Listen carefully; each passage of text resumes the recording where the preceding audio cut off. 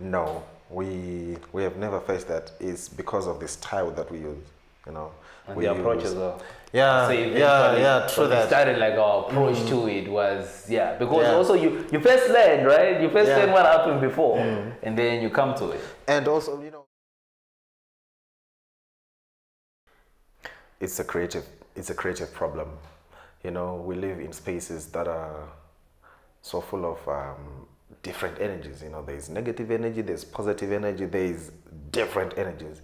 And it's also as storytellers, as people who come from a creative background and an artistic background, we thought, why not also add our energy into the streets, into the communities that we live in, into the spaces that we spend our time in. And adding our energy means placing images and text and colors that are bright, that make people smile, that celebrate the achievements of other people, and also murals that say something about topical issues in society. So for us, that was the main problems that we needed to solve. And also on the advertising side, it's also about money.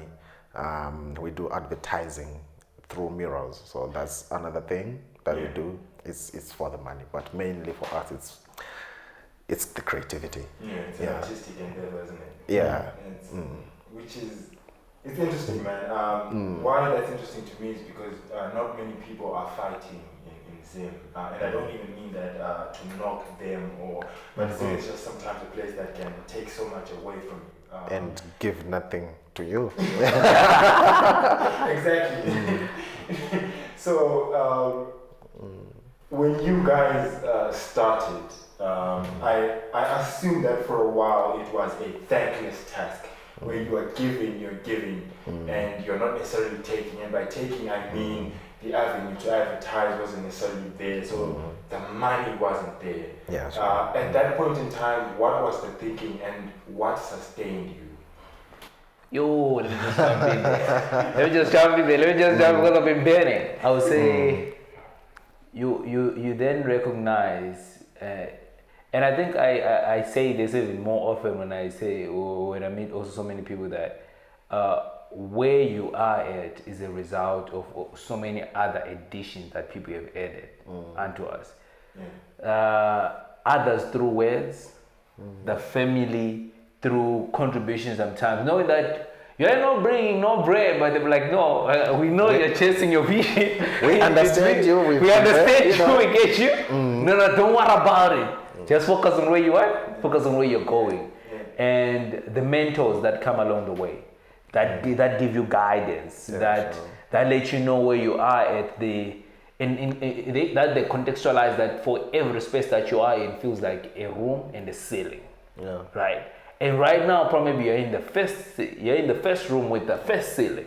So if I were to tell you that the second ceiling looks like XYZ, you wouldn't get it. But in the meantime, focus on this room and how you are able to grow, understand what it means, and also be able to grow yourself as a person. So that when you leave this ceiling, or when you get into the next room, you actually recognize when you're walking into another room, like, oh, I'm in the second room now. There's another ceiling. It's a different game. Right, but I would say it is so much to do with other people adding on.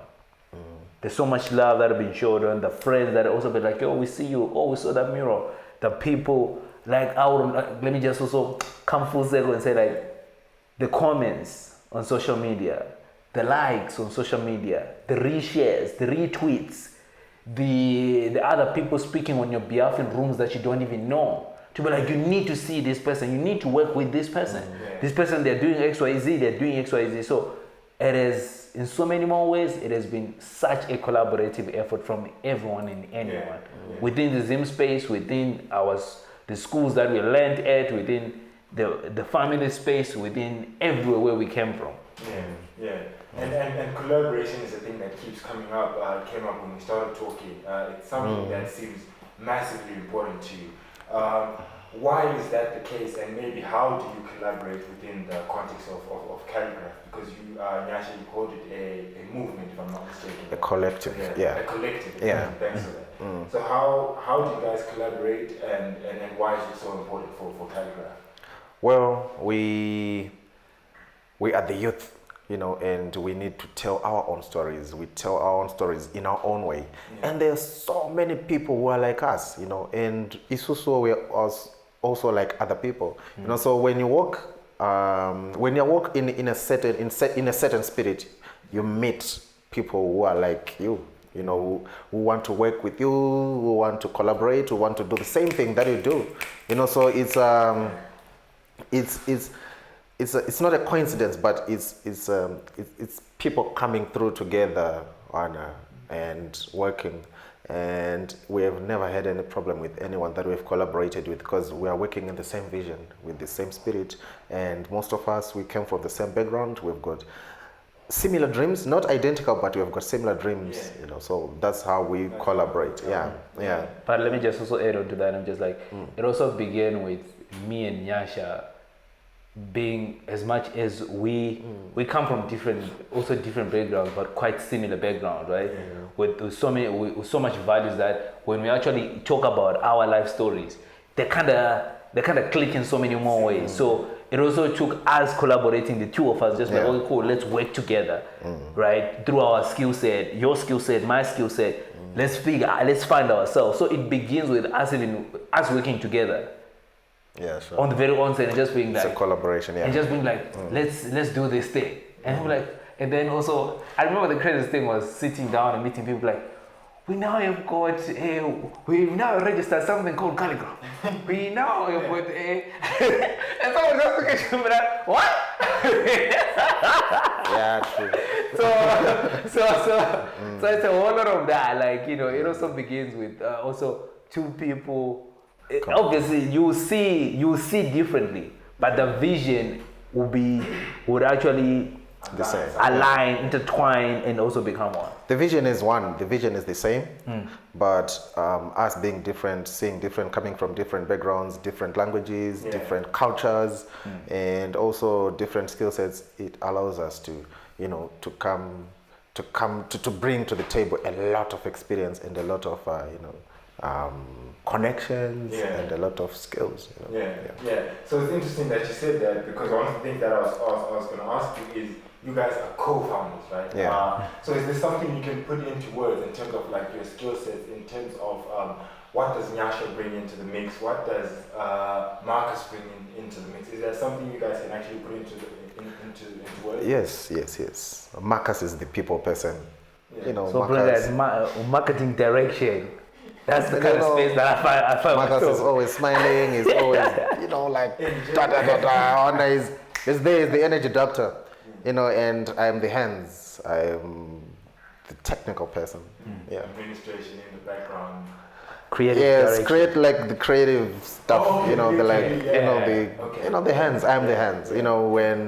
When Marcus, talks to his people and says we need to create this, I'm the one who goes to Magaba Kumpare, I'm the one who goes to into the trenches, and somebody's gotta do something for the collective vision to actually work. So even if you look at our connections, they are so different. I've got my people on my side, and Marcus has got his people on his side, and it's a different mix. And even when we do the fabric party with Ulenni has got his own part, and it's a very beautiful thing. I remember one day this guy from Classic 263, he came through. Ulenni was doing his fashion thing. Marcus was talking to people. He was talking to people title fabric party festival gallery, and then I was welding. And then I was welding. I was creating a set, and this guy was like, "So you work for the fabric party?" I go, yeah. I didn't want to be disturbed, so then he was like, and I'm like, I do work for the fabric party. And then he saw me next day. I was like, Dada. I thought you were someone under contract for welding and stuff. But no, we're collective. That's our collective energy. That's our difference, and that's also the synergy that we have. That sounds really beautiful. I love that story. and particularly a big fan of the fabric party. Enjoyed the one you guys hosted in December. That was fantastic. Nice. Shout out to you for always pulling through. Yes. Always. Have to. But there's something I want to reference. Something that you said in an interview that it confused me, it made me curious. You guys, before you said what you guys are doing at CaliGraph. At one point you had termed it Township media. Yeah. I don't know if that still is the case, but if it is or even if it isn't, what does that term mean? Right. You know, when you grow up, you go through different phases of creativity. You know, sometimes you understand what you do, sometimes you don't. Sometimes you're trying to to build. So there's a lot that comes and you remove so much. So ndosa kapa anyway rebranding. You know. So for us, Township media was a term that we learned in South Africa, and there it means it's media that's particularly done in the townships, ghetto. So it's Murals and ghetto. You know, so it's Township media. You know, it's just a play with words, Township media. So for us, that was it.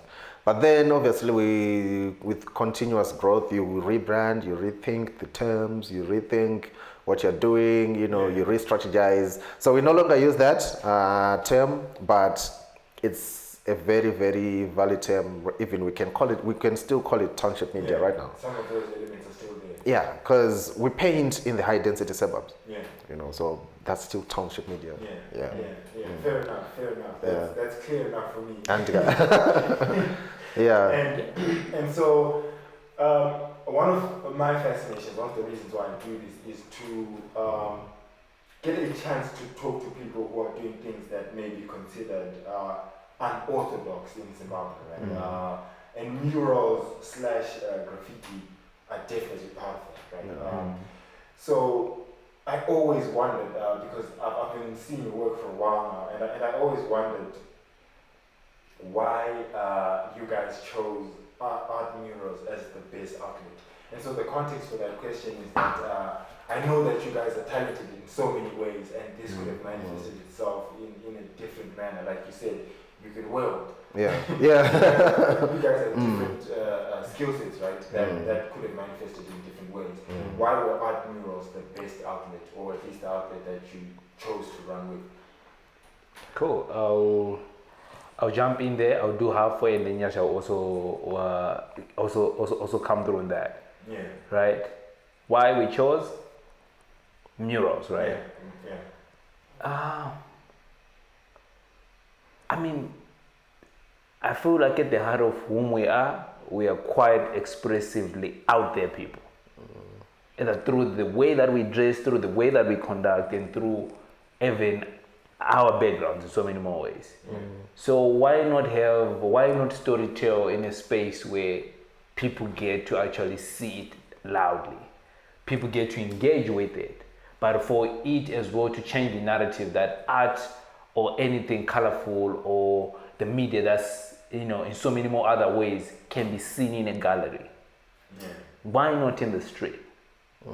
Right? Why not the kid seeing that in so many different facets this as well could be work, or you could actually live by just doing, or by just creating and just being a creator. Right? So why? So the question still is also a question that we also pose to the community, and through the work that we do, that we are doing as much as we are doing this in terms of also working through our vision. It's the possibility of whosoever is seeing, but not the adult, but that young kid who's still trying to figure themselves out, or who now is in a space where do I fit into the world, to see that the world is so vast, it's so diverse, and there's so many possibilities, and the world is so colorful. So why not, if you love to paint, why not pick a brush? If you love to sew, why not pick a needle and do something? If you love to draw, why not pick a pencil and do and express? In the fullness of, can you just be yourself, and can you just be all about expression?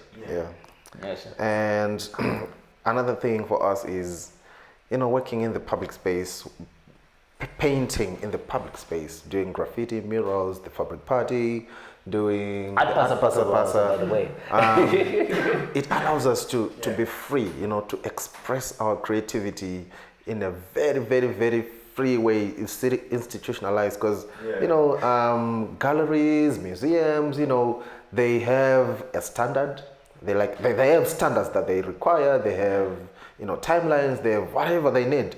But for us, we work however we want. We work in however we feel works, and that's why we can collaborate with anyone. We can collaborate with the musician. We can collaborate with fashion people. We can do whatever we need to do. So for us, it's one of the most important things: the freedom that comes with working in public spaces, and you get to learn. Imagine going to Chipinge. We went to Chipinge the other time, and we're painting murals, and we were told that, guys, the ladies that you're painting with are not supposed to wear ties. No, ties. The ties. Yeah. So you should buy Mazambia and Songa. How to do something about culture. So for us, it's also about the freedom and the exposure that comes with working in different spaces with different people, and within your own means, within your own mind, within your own whatever.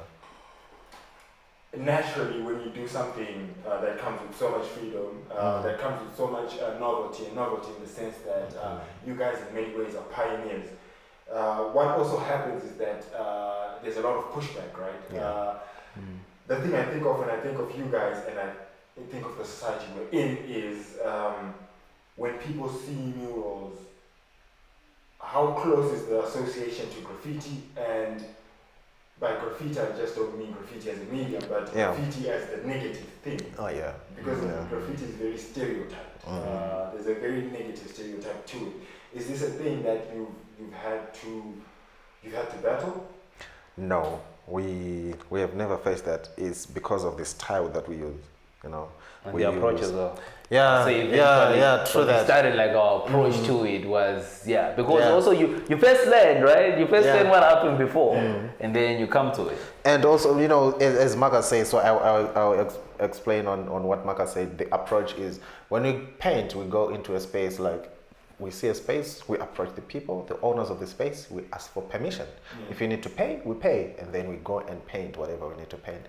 And that's number one. Number two is the style and the content of what we are painting. It's actually makes us well received. Unaona painter, and then people are like, come and paint kwangu, and then you get so many offers, to come and paint. Walls. Someone is like, I just want you to paint on my wall.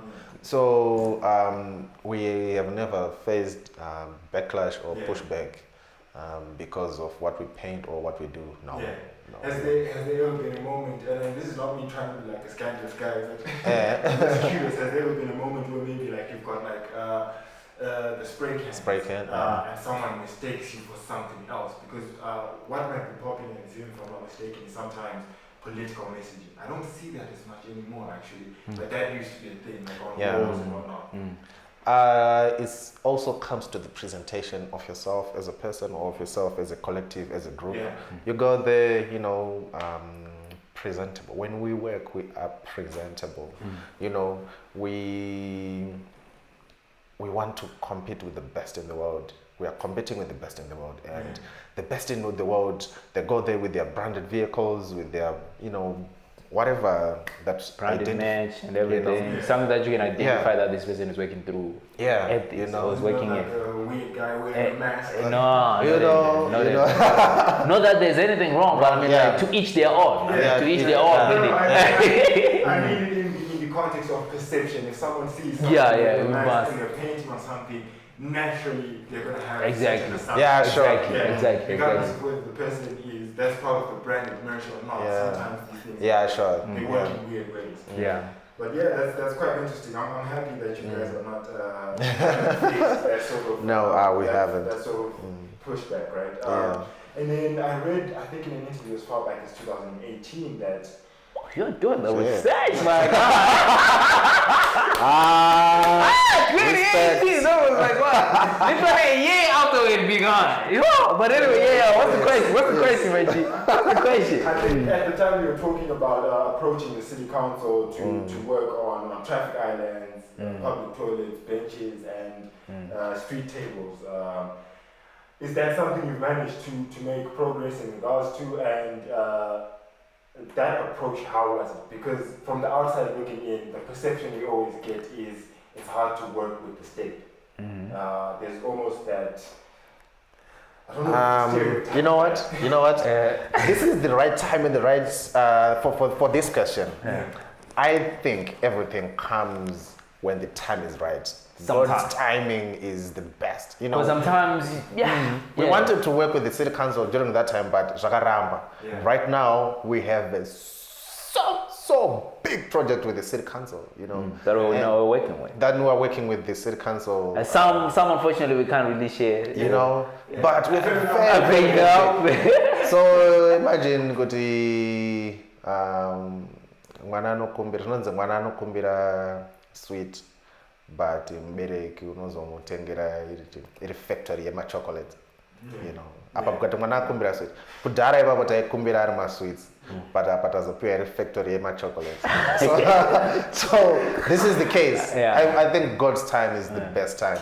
Yeah, that's beautiful. I love hearing that because what I love about that is it's also breaking down some of the perceptions or assumptions. But also things take time as well. Yeah, things take time. Yeah. You also, if you're consistent, that's 5 years. Exactly. Half a decade. Of building relationships. Of building also relationships. Because I don't. It's not like we started knocking these doors and now, because we did that, it got us somewhere, but not so far. But also over time, you're building networking, building relationships and everything, and you know. And then it comes to sure. Yeah, that's beautiful, man. That's beautiful. And then wait, factory Rema chocolate. Why didn't we say so? Right. Huh? Yeah. Those are the Torah. Takumbira sweet, but get it to one factory Rema chocolate. Can I ask you one thing? I know this is something you like you said. It's not something where you can share as much. Can you? Is a date possible of when we might see this? No. Still not get ready to show now. Very enough. But I mean, you try though. You try. I had to try. I need to have things to put on my calendar. Go. But definitely when things start happening in a certain kind of way or certain kind of light, we'll definitely share with you. And we'll definitely invite you probably when we're working, come through, check it out, walk the process, Exactly. That's fantastic, man. But the last thing I'll ask you guys before I let you go is undertakings like yours, artistic, creative undertakings like mine that go out into the public tend to face a lot of scrutiny. Someone can just come in the comments and be like, this ain't it. And irrespective of how many hours you put into the edit, into the research, into the painting for you guys. And also the research as well, because before we do it, we also have to research and be like, what's the story? Conceptualize, How do you guys deal with that kind of scrutiny? Is that something that affects you or? So yes, it affects us. Not in a negative way, but in a positive way. That art exists with criticism, with critique. So if you don't accept critique, if you don't accept criticism, it's all I don't think you are creative can also accept a criticism. You have to grow. An artist needs to grow mentally and skills wise. So if someone comes and says something, it's always positive because it's meant to grow you. So for us, we take everything as criticism, as critic, as whether it's a positive comment or a positive comment, there's never anything negative. There's never anything negative. I love that. But when Marcus was actually speaking, I then thought of one question I had. You talked about conceptualizing research. Exactly. Can you take me through the process of working on a mural from start to finish? Okay, let me take you to the body of work that we do personally, because as much as out there's like we do different bodies of work, one for organization, one for businesses and everything, one personal or everything. Or what we do, even within that whole space, is first, what's the subject matter about? What's the story that I want to tell it about? How can we make sure that the story is also intricately our own? What are the values of our culture? What are the motifs of our culture? What are the values? What are the motifs? What are all of those beautiful things within our culture that we can take and that we can intertwine into the design? Then from the research comes the conceptualization, right? The conceptualization, think of ideas and everything, and when we're conceptualizing and we're working, like we say that we always work within a collaborative effort. We have got our brother, Rodney Badza, who we work with. He's well within the digital space, doing animation and also doing photography and graphic design, editorial design. Then we infuse all of our ideas to be like, oh, cool, this is what we want to deliver, either one for a client or what we want to deliver for ourselves, or working together as just to bring out something that's powerful, that's something that can speak within the community or within people. And then when we have done all of that, and then we review the body of the work, because we have options to be like, okay, cool, this is what we want to do. Is this the right powerful? Does this send the right message? What about this? What can we take away from this? What can we add from this? Okay, this works. This is where we are. All the edits are done and everything, and now we have got something. We have got a graphic that we are like, okay, cool, this is what we want to put out. Then when we have seen that, we're like, okay, cool. Now, let's work. Now there's the pre-production, right? I invested into, Nyasha invested into that, then we look at it, we do all of that. Then after that, then we now go to the location, and then we paint. It's not just me and Nyasha painting, right? It's a collective as well, because like we said, we work as a collective. We also got like artists as well, amazing artists that work with us. Oh, let me actually just mention them. Wadzanai, Melissa, Petronella, Danai, Takunda, Takudzwa, Forchu, Tinashe. Yeah, pretty much. Then we work together in terms of bringing all of that visual identity onto the wall. That's beautiful, man. And I think that's a great place to end. Thank you so much for making the time, guys. You're welcome. And thank you so much for inviting us to this special edition of Story Untold. Yes. Story Untold. Yes. Go. Yes. We are doing a great thing documenting this, bruv. This is so much powerful. This is very powerful. Documenting times and documenting life, documenting times, documenting creativity, documenting people. This is nice. You know, we can write our own stories. It's different from Kudara, where we were told, because we have nowhere to reference, you know, but now we have got reference on or it's writing our own stories, you know. Na Kendrick's writing our own hieroglyphs and whatever, you know. You know, so for us it's beautiful. Yeah, likewise. Thank you so much. Before we go, literally before we go, I just wanted to say this, guys. So as part of before we go, actually, part of the board of the work that we're doing, CaliGraph does murals. There's the Art Pasa Pasa, which is an art activation that was launched last year, where we actually block a street. We block a whole street. We do like a street art exhibition. There's music. We also bring in like pool tables so that people can just enjoy. And we bring in everybody within the community just to check and everything. And we've got like a market as well. That it happens on literally, it doesn't come all the way to the CBD or to the north. It happens in the ghetto. That's where it actually does. There's a skin Township media. That's Township media, literally. Right? There's a skin shop fabric party. If you haven't known about it, check Ulenni's episode. I'm sure probably by now Ulenni is camp. Right? Shout out to Ulenni. Shout out to Rodney. Shout out to Vigorous Aesthetic. I'm also shouting out people that we work with, Smajet, Urban Militant. who else? Chinhoyi, Marcus Gora, Festo Art Gallery, Mofa Takadiwa, Gilmoti, Perbeg Africa, Pichani. Yeah. What else? Yeah, there's a lot. It's a lot. And guys, if we didn't mention the name, guys, doesn't mean that we don't. It's all love. It's so loud still, guys. So loud. So that's pretty much also all of the amazing people that we've met and collaborated with, and the experiences that we keep pouring into each other and pouring out to them as well. So that's just that space. And check out your spaces. The Public Part is coming soon. The Art Pasabas is also coming soon. Oh, we've got also the Downtown Conversations. They are coming back again soon. So we'll let you know some through our socials pretty much. All right.